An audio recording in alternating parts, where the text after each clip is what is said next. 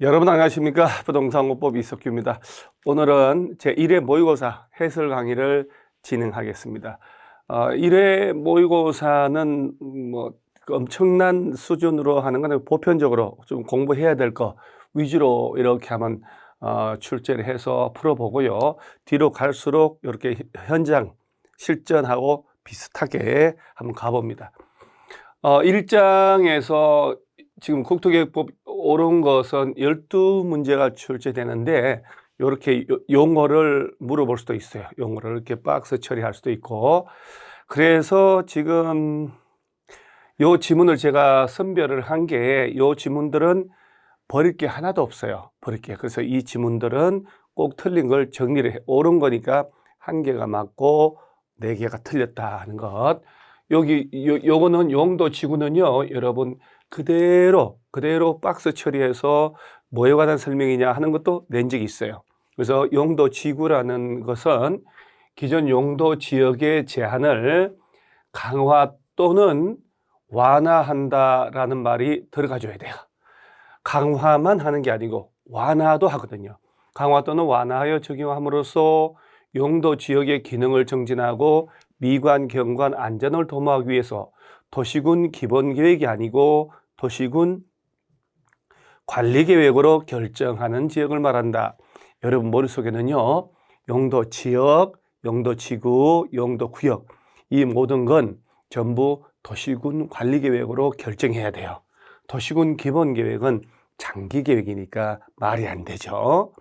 그 다음에 지구단위 계획이 참 개념을 여러 번 냈는데, 지구단위 계획은 요 도시군 계획 수립 대상 지역은 요 도시군 계획 자체가 도시군 기본 계획하고 도시군 관리 계획으로 구분되잖아요.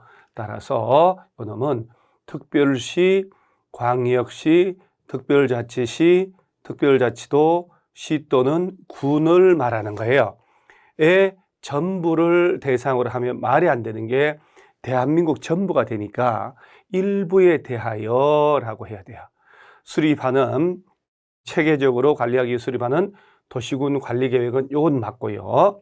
그 다음에 복합용도계획, 요거는 맞습니다. 복합용도계획이란 도시혁신계획, 복합용도계획 요 모든 것들은 도시혁신구역, 복합용도구역 지정했을 때 그 안에서 건축물 어떤 걸 지을 수 있는지, 건폐율은, 용적률은, 높이 등에 제한 이런 걸 따로 정하기 위해서 만드는, 그래서 복합용도구역이 지정됐을 때 여기 이 안에서 용도별 뭘 지을 수 있는지, 건폐율은, 용적률, 높이 이런 걸 따로 정하기 위해서 공간 재구조화 계획으로 결정하는 도시군 관리 계획을 말한다라고 해서 요거는 이제 정확한 표현이니까 한번 읽어보시고, 실질적으로는 얘는 이번에 작년에 처음 들어온 제도이기 때문에 이 지문을 자주 내기는 조금 힘들어요. 그런데 1번, 2번, 4번, 5번은 언제 여러 번 출제가 된 거예요.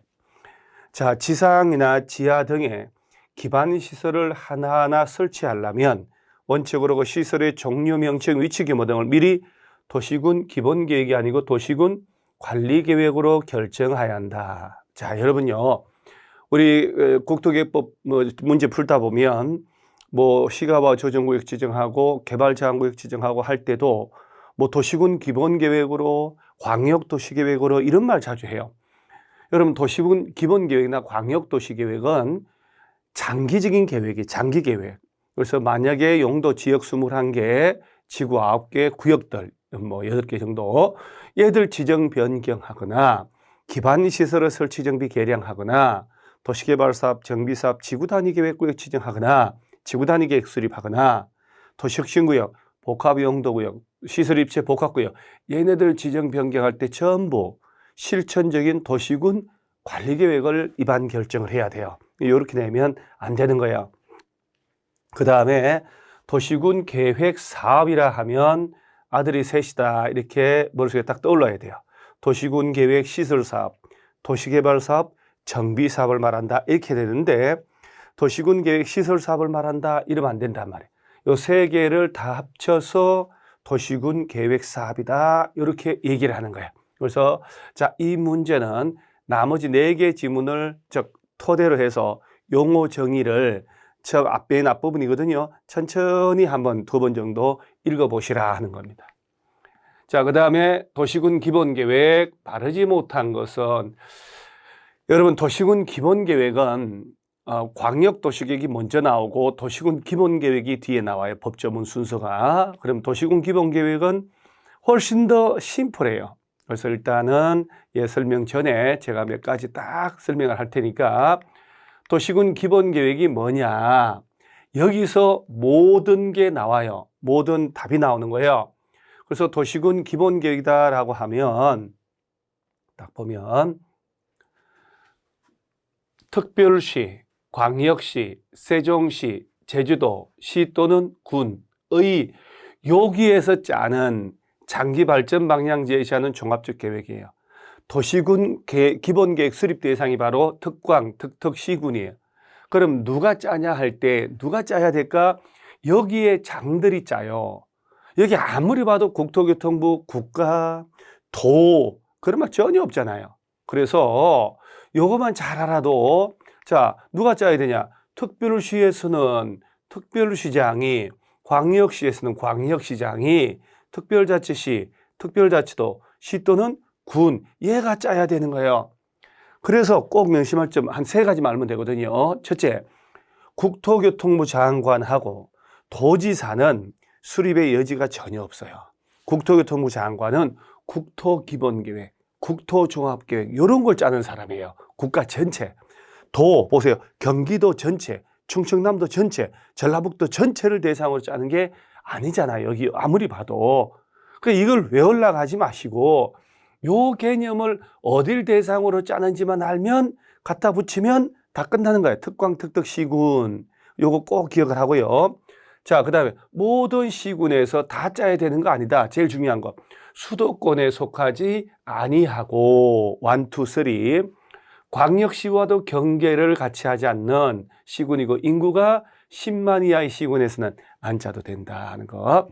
자, 수도권에 속하지 않는 인구 10만 이하의 시군은 기본계획 수립할 필요 없다. 이렇게 되면 그럴듯하거든요. 요 3가지 요건을 다 갖춰야 돼요. 그래서 여러 가지 요건이 있는 그런 내용들을 외울 때는 1, 2, 3, 1, 2, 이 요건 다 갖춘다. 이렇게 3가지 요건 다 갖춰요. 수도권에 속하지 않고 광역시와 경계를 같이 하지 않는 인구 10만 이하의 시군이거나 관할구역 전부에 대해서 광역도시계획 수립되어 있다면 굳이 기본계획 안 짜도 괜찮다.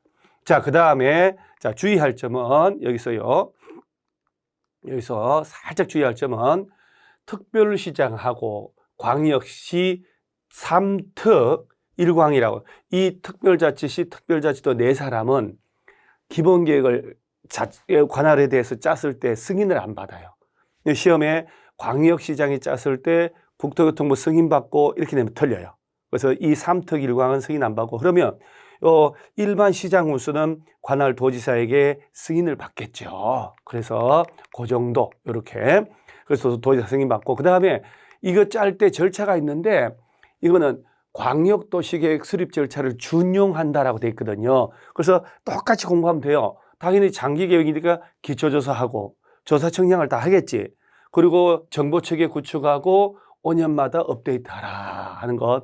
자, 그 다음 조사를 했으면 공청회 열어서 주민 전문가 의견을 들으라. 그러면 주민 전문가 의견을 들을 때 뭘 열으라고? 공청회. 그러니까 요거 기초조사 청량을 다 하고 공청회를 거쳐서 주민 전문가 의견 들어가지고 해당 지방의회 의견, 특별시면 특별시의회, 광역시는 광역시의회 얘기하는 거예요. 지방의회 의견을 들어서 수립하는 거예요. 여러분, 이 수립하는 사람은 수립 절차가 요 3가지 절차를 거쳐 수립합니다. 이 수립 절차 심의나 협의나 전혀 없잖아요. 그래서 요렇게 수립했을 때는 자, 요런 절차를 거쳐서 3특 1광 이 4사람은 바로 관련 부처하고 협의와 지방도시의 심의 거쳐서 확정해서 일반 지역 주민 열람시키면 되지만 여기 시장 운수는 도지사에게 승인을 받아야 되는 거예요. 그 승인 전에 관련 부처하고 협의를 거치고 도시계획위원회 소집해서 심의 거치고, 협의 심의는 수립 절차가 아니고 수립하고 난 이후에 승인 절차예요. 그래서 이 절차를 잘 여러분이 연습해 놓으셔야 돼요. 그리고 도지사는 관할 시장군수에게 송부 보내주면 일반 지역 주민에게 열람시키는 거예요.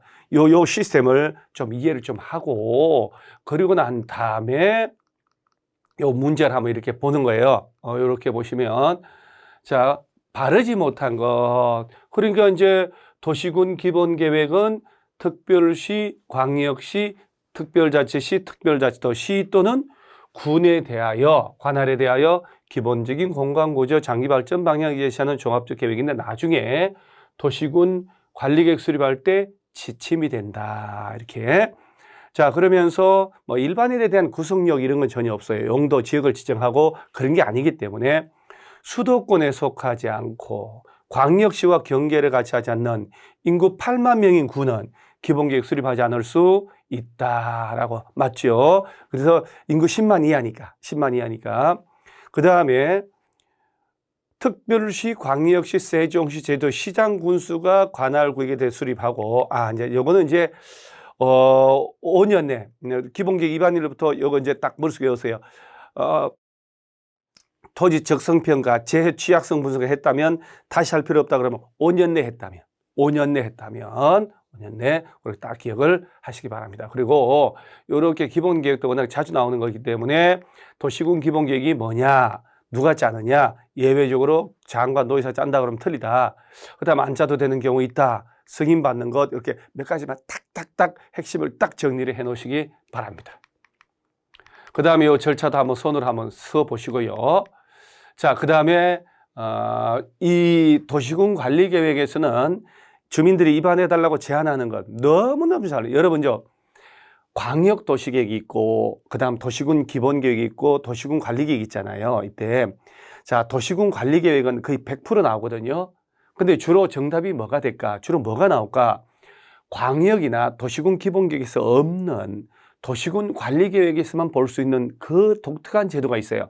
그거 위주로 내요. 그 대표 선수가 바로 주민들이, 이해관계자가 도시군 관리계획 위반해달라고 제안하는 것, 그 다음에 효력 발생, 그 다음에 결정권자, 기득권 보호, 이거 위주로 내는 거야. 계속 그래요. 그래서 주민들은 위반해달라고 제안할 수 있는 것 모두 몇 개냐 할 때, 기반시설의 설치 정비 계량, 그 다음에 지구단위계획구역, 지구단위계획 수립하는 것, 그 다음에 산업, 유통, 개발, 진흥지구, 시설 입체, 복합구역 시정. 자, 기존 용도 지구를 폐지하고 지구 단위 계획으로 행위자를 대체하기 위해, 그거는 시험에 나오지 않으니까. 그러면 자, 집단 취락지구, 자, 모두 몇 개냐 했으니까요. 집단 취락지구 지정해달라. 그리고 용도 지구 중에는 산업, 유통, 개발, 진흥지구만 제한해요. 도로 이렇게 내지만 얘가 바로 기반시설이잖아요. 도로는 기반시설 중 교통시설이니까. 예, 맞죠? 시설 입체, 복합구역 맞고. 용도 지역 지정해달라. 그건 안 돼요. 기반시설 부담구역도 안 되고. 따라서 제한할 수 있는 것은 두 개 이렇게. 그래서 여러분요, 도시군 관리당 나오면 제가 이제 방향을 제시해 줄 테니까 요 내용 8가지. 그래서 도시군 관리계획으로 결정해야 되는 게 바로 용도 지역, 지구 지정 변경할 때 요 구역들, 기반시설 설치 정비 계량할 때, 도시개발사업 정비사업 할 때, 지구단위계획구역 지정 변경. 여러분요, 지구단위계획구역을 지정하고 변경할 때도 도시군 관리계획 결정하지만, 거기에 지구단위계획 짤 때도 절차는 도시군 관리계획으로 결정해야 돼요. 도시혁신구역, 복합용도구역, 시설입체 복합구역. 얘들이 바로 새로 들어온 제도들이잖아요. 또 도시혁신계획 짤 때 복합용도계획 짤, 여기 내용이에요. 내용이 아닌 것 골로 하면 여기에 들어간 게 아닌 거 찾아라 했을 때 자주 나오는 게 바로 개발밀도관리구역 지정, 기반시설 부담구역, 뭐 투기과열지구 이렇게 얘기를 합니다. 그러면 이런 도시군 내용을 하기 위한 도시군 관리계획 누가 위반하냐? 위반권자 뭐 이걸 정답 처리 거의 하지 않아요. 왜냐하면 이런 것들은 누가 짜는가라고 하는 것은 광역이나 기본계획 짤 때 그 다투기 때문에. 그래서 6개 특광, 특특, 시장 군수가 위반하는 게 원칙이지만 예외로 국가계획 관련돼 있거나 광역도시계획 관련된 것 등이라면 도지사도 위반할 수 있고 뭐 위반권자 특별할 게 없어요. 그래서 가장 중요한 게 주민이해관계자는 그 8가지 중에서 요 내용에 대해서만 위반권자에게 제안을 하는 거예요. 자, 기반시설 설치 정비 개량해달라. 이때 이제 시설이 설치될 예정지 토지 소유자 5분의 4 이상 기반시설요. 시설이죠, 시설. 그 다음에 도시군계획 시설 입체 복합구역 시설 나오면 5분의 4 소유자 동의받는다. 시설은 기사회생 5분의 4 기반시설 5분의 4 나머지 3분의 1 이상 동의 얻어야 돼요. 국공유지 제외하고. 그 다음에 지구단위계획구역 지정 변경해달라. 지구단위계획 짜달라. 자, 용도 지구 중에 유일하게 산업유통개발진흥지구 지정해달라고. 자, 그러면서 이 4번은 한 번도 나온 적 없어요. 이게 길기도 할 뿐더러 이게 문장이 용도 지구 중에 해당 용도 지구에 따른 건축물 그 밖의 시설의 등등등을 지구단위 계획 대체. 그래서 이걸 잘못해서 만약에 용산 기지 이렇게 외우고 싶다고 그렇게 외우면 왜 큰일 나냐면 용산 기지라고 외웠다가 용자가 용도 지구 지정해달라. 용도 지역 지정해달라. 그건 줄 안단 말이에요. 용도 지구 중에 해당 용도 지구에 따른 건축물 그 제한을 지구단위 계획 대체 이렇게 길게 나오는데 따라서 얘는 등장한 적이 없으니까 아예 외울 필요도 없다 이 말이에요. 그 얘들이 핵심 포인트니까. 그럼 제안서가 들어가면 45일 내 반영할지 여부 통보하고 바쁘다 그러면 30일 연장 통보하고. 근데 이제 중요한 것 중에 하나가 제안자하고 협의를 해서 위반 결정에 필요한 비용의 전부나 일부를 제안자에게 부담시킬 수 있다라고 하는 것도 이게 가장 핵심이에요. 이 제도는 광역도시계획이나 도시군 기본계획은 없으니까. 자, 그 다음에 결정권자는 시도, 대도시, 시장 정도 돼야 되는데 그런데요. 지구단위 계획구역 지정하는 거하고 지구단위 계획 수립하는 것은 일반 시장 운수가 직접 위반해서 직접 결정해도 돼요. 도지사한테 신청 안 하고. 자, 그러면서 개발자원구역은 반드시 국토교통부 장관, 그 다음에 수산자원보호구역은 해양수산부 장관만 지정 권한이 있습니다. 그래서 얘들이 결정할 때 협의심의 거쳐 결정을 하는데 물론 절차 생략도 되고요. 자, 도시군관리계획은 아무리 결정을 해서 관보나 공보에 공고했다 하더라도 효력 발생은 지역도민을 고시한 날부터. 왜 이 지문이 자주 나올까요? 그 효력 발생이란 건 광역이나 기본계획은 없으니까 여기만 있으니까. 그래서 이걸 소리내서 읽어야 돼요. 지역도민을 고시한 날부터입니다. 다음 날이 아니고. 그 다음에 도시군관리계획 결정하기 전에 벌써 적법하게 인허가 받아서 공사사업을 착수했다면 뭐 도시군관리계획 새로 결정했더라도 기득권 보호 별도로 허가 신고 안 해도 돼요. 단 시가와 조정구역이나 수산자원보호구역은 한 번도 출제된 적 없어요. 시가와 조정구역이 딱 지정돼 버리면 지정된 지 3개월 내 가서 어떤 사업을 하는지 신고는 해줘야 돼요. 시가화는 신고 3월, 시가화는 신고 3월 이렇게 연습을 한번 해보는 거예요. 그래서 이렇게 기본적으로 정리가 딱 되고 난 다음에 제가 이제 문제가 나오면 바로 이제 기본 이론 정리한다면 이런 것들을 문제 풀면서 딱 정리를 해야 돼요. 그래서 주민들이 위반해달라고 제안하는 것. 그래서 기지, 산업유통, 시설입체, 복합구역 이렇게 딱 정리를 하는 거예요. 워낙이 빈번하게 나오기 때문에 제가 지금 정리해준 이거는 몇 번 봐 놓으시기 바랍니다. 여기까지가. 자, 그 다음에 용도 지역, 용도 지구에 대한 내용, 이제 언론적인 내용이에요. 틀린 것을 골라라. 이렇게 틀린 거. 뭐 이런 거 내면 이렇게 뭐 제가 다 일단 맞는 거니까 다 읽을 필요는 없고요. 틀린 것만. 제한적으로 녹지 지역 중에 제한적인 개발이 허용된 녹지는 제한적 개발이다. 자연 녹지라고 외우세요. 스승과 제자. 농업적 생산을 위해서 개발이 유보되는 것이 생산 녹지거든요. 그래서 녹지 지역 중에 제한적 개발이 가능하다. 자연 녹지. 그러면서 뭐 다른 건 뭐 특별할 게 없는데요. 도시지역을 지정했는데 미처 세부 용도로 구분을 못하고 있다. 그러면 건축 제한, 건폐율 용적률은 제일 센 보전 녹지 지역에 관한 규정을 적용합니다. 도관 농자, 도시지역, 관리지역, 농림지역, 자연환경 보전지역 아무것도 지정 안 된 곳에서는 제일 센 자연환경 보전지역에 관한 규정을 적용해서 건물 지어야 되지만 도시지역을 지정했는데 주상 공록으로 세부 못했다. 그러면 그중에 제일 센 보전 녹지지역에 관한 규정을 적용합니다. 관리직인데 세부 못했다. 보전 관리직에 관한 규정을 적용해서 건폐율 용적률 적용을 받아야 됩니다. 그 다음 요거 중요한 겁니다. 요거 도시군 계획 시설 있죠. 요거 요 놈은 어떤 용도 지역이든 어떤 용도 지구든 도시군 계획 시설에 대해서는 설치할 때 용도 지역이나 지구별 규제를 받지 않습니다. 행위자는 적용하지 않습니다. 꼭 기억을 하셔야 돼요.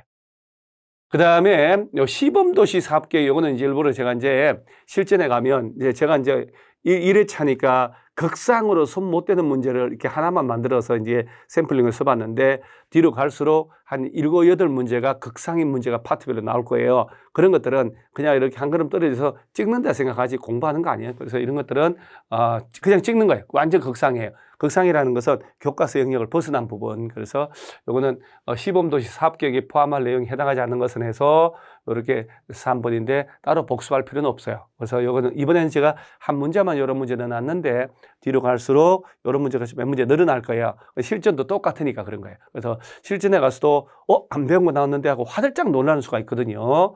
그래서 대처를 해야 되니까.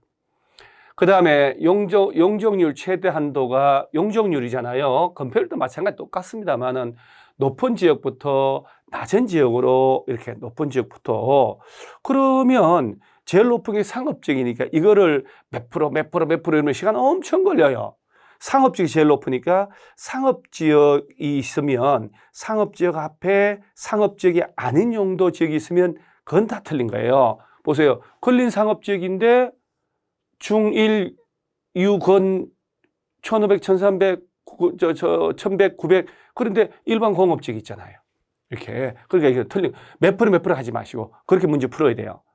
그 다음에 상업지역이 없으면 그 다음에 준주거가 500%인데 준주거 지역 여기 준주거 지역 앞에 일반 주거 지역 일반 공업 틀렸잖아요. 이렇게. 자 그러면서 여기 보면 4번도 준주거 앞에 얘가 있으니까 틀렸고 그 다음에 이제 근린 상업지역 중학교 1학년 유건이 900% 한번 가볼까요? 이제 이거 다 빼고 나머지는 일반 공업, 전용 일반 준공업 300, 350. 자, 2종 일반 주거. 그러면 3종이 300이니까 250. 자연 녹지, 자, 도시 외적은 녹지하고. 자, 보생자 800, 100. 얘는 100. 농림지역은 80. 얘가 정답이에요. 얘가 정답. 그래서 나머지는 뭐 특별할 게 없고요. 21개 용도 지역. 요 용도 지역 도관 농자. 이건 뭐 여러분들 이거는 가장 기본이죠. 도시군 관리계 결정할 수 있는 용도 지역.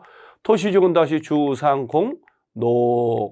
그다음에 주거 지역은 전용 일반 준주거 해서 바로 이제 건폐율 용적률이 용적률은 100, 150, 200, 250, 300, 500. 그 다음에 개념 딱 정리하고요. 단독 공동주택 중심의 양환 주거 환경을 보호한다. 이런 것들이 기본 베이스가 깔려 있어야 돼요. 그 다음에 저층, 중층, 중고층 주택 중심의 편리한 주거 환경을 조성하려고. 그 다음에 준주거야면 너무 쉬운 거죠. 상업지역은 중학교 1학년 유건이. 그래서 상업적 개념은 너무 쉽죠. 도심 부도심화 시키면 중심상업. 일반적인 상업 업무 기능, 유통기능 정진, 또 근린지역 안에서 일용품 서비스. 그러면 용적률 1500 제일 세니까 200씩 까요. 1500, 1300, 1100, 900. 상업지역이 제일 높죠. 그 다음에 공업지역은 전용 일반 준공업. 개념이야 너무 쉽죠. 중화공업이나 공해성 공업을 수용하는 데가 바로 전용공업이니까 환경을 저해하지 않는 공업배치 일반 공업, 경공업 그 밖에 주거 업무 상업적 기능을 보완할 때 그러면 공업지구 용적률은 전부 다 건폐율은 다 70%인데요. 300, 350, 400, 300만 알면 50씩 더 하면 돼요. 중공업이 제일 좋은 땅이잖아요. 녹지지역 보생자 800, 80%, 100%, 100%. 뭐 특별할 게 전혀 없어요. 이렇게. 자, 그 다음에 관리지역은 보전관리, 생산관리, 계획관리지역. 도시적으로 편입이 예상되는 곳이 계획관리지역. 그 다음에 농림지역과 유사하거나 자연환경 보전지역과 유사한 데가 보전생산관리. 그러면 관리지역은 도시지역이 아니잖아요. 관리지역에서는 도시 외지역은 다 용적률 다 80이에요. 건폐율 20이고, 근데 요 잘난 계획관리지역만 건폐율 40%, 용적률이 100%까지 허용이 된다. 이렇게 정리를 하는 거예요. 정리하고요. 자, 지구 단위 계획 틀린 걸 골라라. 뭐 특별하게 일반적인 문제죠. 일반적으로 개발 제한 구역에서 해제된다. 그러면 얘는 이제 의무적으로 지정해야 한다. 그건 아니거든요. 지정할 수 있는 건 맞고요. 시가와 조정구역 공원에서 해제되는데 30만 이상이면 반드시 시공 30만, 정택이 10년, 녹지 30만 할 때. 그 다음에 농림지역에 지정된, 좀 어렵네요. 관광휴양개발진흥지구는요, 도시지역 외지역이라면 다 지구단위 계획구역 지정이 돼요. 그래서 지구단위 계획 짤 때 건폐율은 1.5배, 용적률 2배까지 완화를 하겠죠. 그 다음에 지구단위 계획 수립할 때 반드시 포함할 게 3번하고 5번에서 기반시설의 배치 규모, 5번의 건물의 용도 제한, 건폐율, 용적률, 높이의 최고, 최저한대에 관한 것은 반드시 포함하되 배치 형태 색채 이런 것들은 건축선 이런 것들은 반드시 포함할 사항이 아니잖아요. 자, 여러분 여기 지구단위 쪽에서 이 문제만 여러분들이 제대로 복습을 해서 풀 수 정도로 만들어 놓으면 지구단위 계획 내용도 알아야 되잖아요. 완화돼 도시적 외에서 완화되는 것, 지정해야 한다, 지정할 수 있다, 건축 제한 다 들어가 있단 말이에요. 고루. 이 정도 풀면 70점 안팎으로 실전에서 점수가 나올 수가 있습니다. 자, 지구단위 계획 나오면 자, 개념 요거 우리 아까 1번 문제 지구단위 계획은 도시군 계획 수립 대상 지역의 일부를 대상으로 한다 하는 것. 그 다음에 기준 정하는 사람은 국토교통부장관이 될 수밖에 없죠. 그러면서 도시지역에서 지정을 하고 그래서 뭐 용도지구, 도시개발 사업을 하고 정비사업, 택지개발, 대주조성 사업을 하고 산업단지, 뭐 준산업단지, 관광 이걸 입으로 좀 두드려 봐야 돼요. 대가리 따서 외우지 말고요. 산업단지, 준산업, 관광단지, 관광특구. 그 다음에 이렇게 개발제한구역, 도시자연, 공원구역 이렇게. 자, 그 다음에 시가와 조정구역, 공원 등으로 묶였다가 해제되는 곳. 그래서 새로이 좀 체계적으로 계획적 개발 관리가 필요하거나 녹지로 묶었다가 주거, 상업, 공업 개발 용도로 바뀌는 곳 대박이잖아요. 새로 도시지구로 편입되는 구역 이런 데를 대상으로 지구단위 계획 짤까 하는 거예요. 그러면서 자 의무적으로 정비구역, 택지개발지구 등에서 시행되는 사업이 끝난 지 10년 경과됐다. 정택이 10년. 시가와 조정구역 공원에서 해제되는데 면적이 30만 이상이다. 시공 30만. 녹지에서 주거, 상업, 공업으로 바뀌는데 30만 이상. 그래서 정택이 10년, 시공 30만, 녹지 30만 이렇게 나오면 지정하여야 한다라고 돼 있고 도시지역이 아닌 곳도 지정할 수 있죠. 50% 이상의 계획관리, 나머지 생산보존관리지역일 때 계획관리지역. 그 다음에 개발진흥지구 중에 주거개발하고 특정개발, 주특기 이 두 놈은 계획관리지역 안에 지정되어 있을 때만 지구단위 계획 수립할 수 있고 요 산업유통역이 있죠. 요는 이제 계획관리도 되고 생산관리도 되고 농림도 되고 계생농 욕 같지만 여기 아니에요. 계획관리, 생산관리, 농림지역 이라면 지구단위 계획구역이 지정될 수 있어요. 관광휴양은 도시지역, 외지역이라면 다 된단 말이에요. 이거 연습하셔야 돼요. 그리고 지구단위 계획구역 안에서는 건축물 건축 용도 변경할 때 지구단위 계획이 맞게 해야 되는데 공사용 가설 건축물은 제외하고 자, 그 다음에 지구단위 계획구역 지정하면 3년 내 지구단위 계획 수립하고 안 짜면 3년 되는 날에 다음 날 다 실효돼요. 그 다음에 3년 내 지구단위 계획 짰다 쳐요. 또 주민이 위반해달라고 제안해가지고 그럼 그때부터 5년 내 사업이나 공사 착수 안 하면 5년 된 날 다음 날 지구단위 계획 짠 게 효력이 없어져요. 이 두 개 잘 정리하셔야 돼요. 이거 재작년도 나온 거거든요. 자, 요렇게 정리를 하고 그 다음 지구단위 계획 짤 때 반드시 포함할 게 3번하고 5번에 관한 기반시설 배치 규모를 어디다 하는지 건축물의 용도 제한, 건폐율, 용적률, 높이 최고, 최저한도에 관한 것 이건 반드시 이 두 개는 무조건 포함이 돼야 돼요. 나머지는 임의적 포함 사항이고 그러면서 이제 이것저것 완화하는 것은 뭐 너무 세니까 차차 하기로 하고요. 도시적 외에서는 특히 건폐율은 150%, 용적률 200%까지 완화가 가능합니다. 자, 도시혁신구역이나 복합용도구역 이런 것들은 새로 들어왔기 때문에 그다지 뭐 나올 가능성도 별로 없지만 나온다 하더라도 그다지 난해하게는 나오지는 않을 겁니다. 초보적인 거. 그래서 도시혁신구역을 지정한다 그러면서 도시혁신계획 짤 때는 뭐 건물의 용도 제한, 건폐율 다 정하고요. 공간 재구조화 계획으로 결정하고 뭐 특별할 게 없어요. 그런데 주의할 점은 여러분 도시혁신구역하고 복합용도구역, 도복이 요게 지정되면 건축법에 따른 특별건축구역으로 지정된 것으로 본다라고 따로 지정할 필요가 없어요. 지금 지정된 것으로 본다라고 하는 거예요. 따라서 따로 지정한다 그러면 틀리고요. 공동구역은 뭐 워낙 중요하죠. 도택이 경정, 도시개발구역, 택지개발지구, 경제자유구역, 정비구역, 그 다음에 도청 이전 신도시 공공주택지구 200만 제곱미터 초과하는 이 사업시행자가 공동구 설치를 해야 됩니다. 자, 도택이 경정할 때 정비구역, 경제자유구역, 경정, 관광특구, 국가산업단지에 해당하지 않습니다. 그래서 공동구가 자 도시개발, 택지개발, 경제자유구역, 정비구역, 도청이전, 공공주택지구 200만 초과하는 사업을 할 때 그 다음에 공동구에 이런 시설 들어가지만 가스관하고 하수도관은 공동구 협의회 심의를 거쳐 수용할 수 있는 시설이고요. 자, 뭐 이런 것도 특별한 설치 부담, 그다음 관리는 이제 지자체에서 합니다. 설치는 사업시행자가 하고요. 5년마다 안전유지관리계획 수립해야 되고요. 그다음 안전점검은 1년에 1회 이상 시행한다는 것, 이렇게 요 정도만 딱 정리를 해 놓으시면 돼요. 도시군계획시설은 뭐 워낙에 매번 나오니까요. 틀린 걸 골라라.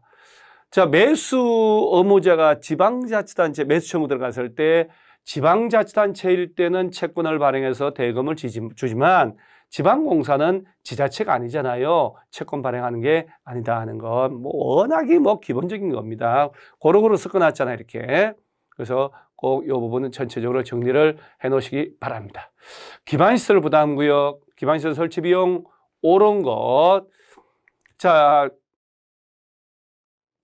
이 6개 시장군수, 특광, 특특 시장군수는 기반시설 부담구역을 지정하고 1년 내 기반시설 설치계획 수립해야 되는데 1년 내에 1년, 2년이 아니고 1년 내에 앉아면 다음날 다 실효된단 말이에요. 그리고 나중에 이 도시군 관리계획 짤 때 반영을 해야 한다. 도시군 기본계획이 아니고 도시군 관리계획 짤 때 반영을 해야 됩니다.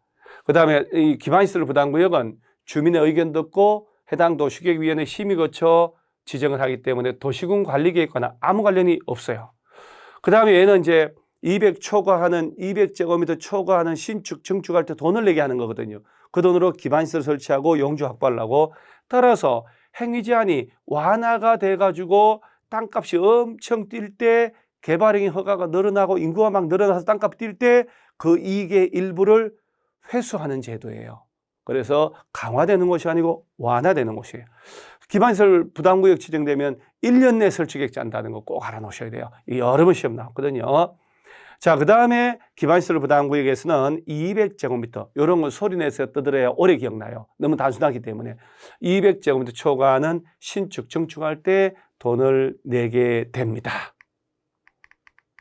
자, 기반시설 부담구역 나오면 개발밀도관리구역 외의 지역을 대상으로 하기 때문에 서로 중복되면 안 된다는 거 알아놓고, 그 다음에 특광, 특특, 시장군수 뭐 가장 기본적이죠. 이 사람들이 주민의 의견 듣고 도시계획 심의 거쳐 지정하는데 이 개발밀도관리구역은 딸랑 심의 절차만 있습니다. 기반시설 부담구역은 주민들의 의견 듣고 심의 거치고.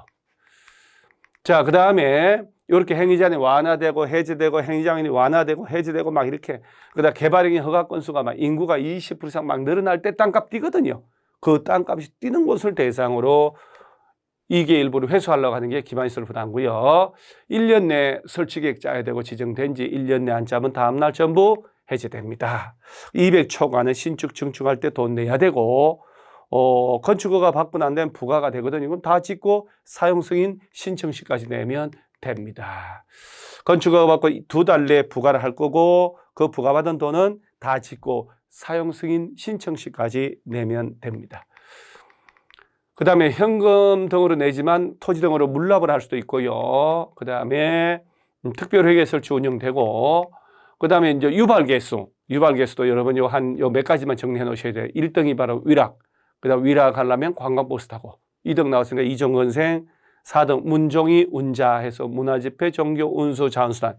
공동 4등. 마무리 일종건생 판매시설. 자, 그래서 기반시설 설치계획 짜고 이를 도시군 관리계획 짤 때 반영하라. 그리고 지구단위 계획 짰다면 별도로 안 해도 돼요. 기반시설 배치 규모에 관한 내용이 포함되기 때문에. 자, 도공록이, 도로공원 녹지, 학교, 대학은 뺍니다. 대학은. 기반시설이 아니에요. 얘네들은 반드시 설치가 필요한 기반시설이고요. 자, 대학은 빠진다는 수도, 하수도, 재활용 처리시설. 얘들은 반드시 설치가 필요한 기반시설에 해당합니다. 개발행위 허가, 틀린 것을 골라라. 틀린 것은 이런 지문들 다 출제가 된 것들이에요.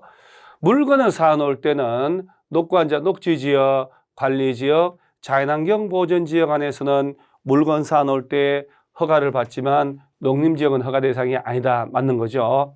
요 사방사업이라는 것은요, 모래가 무너져 내리는, 토사가 무너져 내리는 걸 막기 위한 사실은 방제 사업이거든요. 재난을 막는 것. 그 개발행위에 대하여 허가할 때는 도시계획위원회 심의 없이도 허가를 합니다. 이런 것들 꼭 사방사업 하기 위해서 개발행위 한다. 형질 변경하고 이렇게 심의한 것입니다. 개발행위 허가를 제한할 수 있는 대상 지역에는 지구단위 계획이 포함되고요. 지구단위 계획이 포함 안 된다? 포함됩니다. 그래서 틀린 게 얘입니다. 자, 그 다음에 예를 보면 바로 개발행위 허가 제한 아주 중요해요. 요 5가지 사유 중에 1번, 2번에 해당하는 사유는 연장이 안 돼요.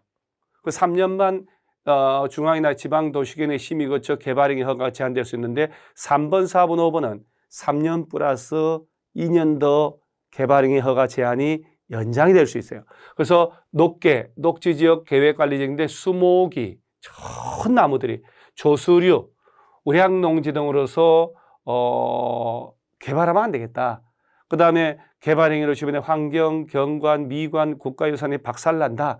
이런 사유가 있으면 국토교통부나 시도시장운수는 중앙이나 지방 도시계획위원회 심의 거쳐 한 차례 3년간 개발행위 허가 제한되니까 얘들은 연장이 안 되잖아요. 그런데 3번은 뭐 절대 거의 잘 나오지 않습니다. 너무 길어서. 도시군 기본계획, 도시군 관리계획 수립한다는 것은 용도 변경 등을 준비하고 있다. 최종 결정되면 용도직이 달라지니까 기준 달라지겠죠. 그 다음 이제 중요한 게 여기 지구단위 계획구역, 기반시설 부담구역 지정된 곳. 얘들은요, 3년 플러스 2년, 5년간 개발행위 허가가 제한됩니다. 연장이 되는 연장. 그러니까 자, 이런 문제 나오는 거예요. 보세요. 자, 개발행위 허가를 제한할 수 있는 대상 지역에 지구단위 계획구역은 포함되지 않는다? 아, 연장까지 하잖아요. 그 다음에 기반시설 부담구역 지정된 지역에 대해서는 중앙이나 지방 도시계획 심의 거치지 않고 제한을 연장할 수 있다. 그렇죠. 그러니까 최초로 제한할 때는 중앙이나 지방 도시계획 내 심의 거치지만 연장할 땐 심의 안 거치거든요. 그래서 지구단위 계획구역, 기반시설 부담구역 지정된 곳은 3년 플러스 2년 해서 연장도 가능하고 토탈 5년간 개발행위가 제한될 수 있습니다. 자, 여기까지가 절차는 뭐 그렇고요. 국토법인데 12개 중에 한 10개 정도 맞추는 전략으로 준비를 하셔야 될 겁니다. 자, 계속해서 다음 시간 또 설명을 해 드리도록 하겠습니다. 수고 많으셨습니다.